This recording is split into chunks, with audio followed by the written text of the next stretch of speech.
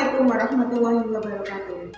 Perkenalkan, nama saya Zulfa Fasilaini, SPD MSI dari SMP Negeri 2 Sambit Ponorogo. Pada kesempatan ini, saya ingin menyampaikan tentang layanan klasikal, tentang bagaimana kita dapat meningkatkan motivasi belajar anak-anak. Pada kesempatan ini, aspek perkembangan yang ingin kita kembangkan adalah kematangan intelektual. Tangan ke atas menggapai bintang, tangan ke samping burung yang terbang, tangan ke depan ikan berenang, duduk yang rapi siap berdoa. Putar-putar, tangan diputar, lunggul-lunggulung, tangan digulung, ular melingkar di pagar bundar, kanan, kiri, atas, bawah, siap berdoa.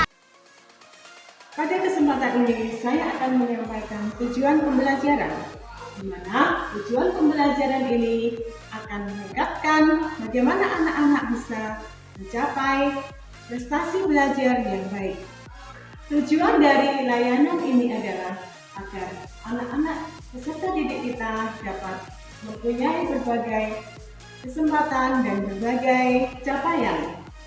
Capaian yang ingin kita harapkan agar peserta didik mempunyai motivasi belajar yang tinggi. Pengertian motivasi adalah memberikan dorongan kepada murid untuk dia dapat belajar secara maksimal dengan kesadaran sendiri agar murid dapat mencapai perkembangan yang optimal dalam belajarnya. Jenis motivasi ada dua, yaitu motivasi belajar yang berasal dari dalam diri atau motivasi intrinsik, dan yang kedua adalah motivasi belajar ekstrinsik atau yang berasal dari luar diri. Contoh motivasi intrinsik adalah ingin naik kelas, ingin nilai bagus, dan pikiran yang positif. Sedangkan motivasi ekstrinsik contohnya adalah mendapat hadiah, mendapat pujian, mendapat tantangan atau persaingan. Fungsi dari motivasi belajar adalah sebagai pendorong usaha dari peserta didik untuk mencapai apa yang menjadi tujuan belajarnya.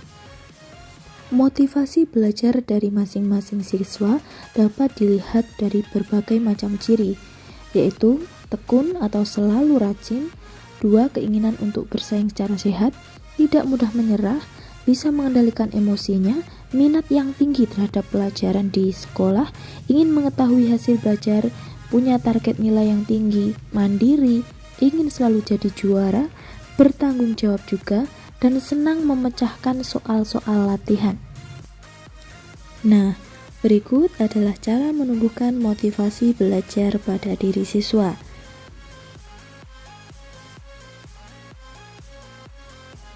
Adapun beberapa manfaat memiliki motivasi belajar antara lain yaitu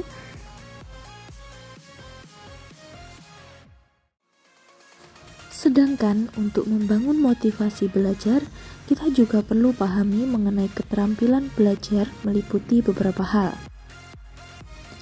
Gaya belajar umumnya dibagi menjadi 3, yaitu gaya belajar visual yang lebih menekankan pada penggunaan indera mata, sedangkan untuk gaya belajar auditorial lebih menekankan pada penggunaan indera telinga, dan gaya belajar kinestetik yaitu gaya belajar yang menekankan pada praktek langsung.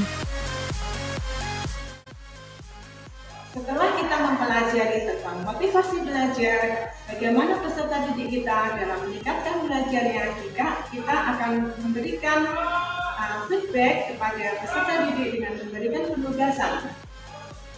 Penugasan ini dalam bentuk form. Peserta didik diminta untuk mengupload atau mengisi Google Form yang ada di tautan yang ada di sini. Terima kasih. Assalamualaikum warahmatullahi wabarakatuh.